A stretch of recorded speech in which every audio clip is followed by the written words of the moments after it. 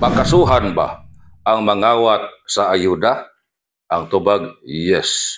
Panahon rabas katalagman, uso kay diri sa Pilipinas nga isurikbot, tulisun, kawaton, kurakuton ang ayuda nga para unta sa mga tao. Unsa may kaso para sa mga kawani ug opisyal sa gobyerno.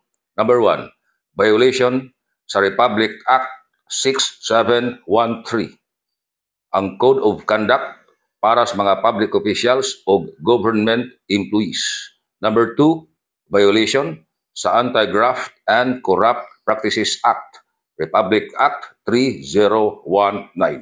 Ikatulo, pwede mo qualify sa kasong plunder kung ang nakawat 50 million pesos pataas.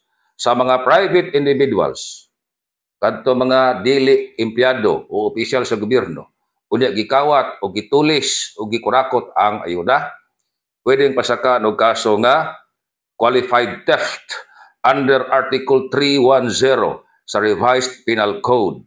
Nganong qualified theft? Kay doon na gitawag og grave abuse of confidence.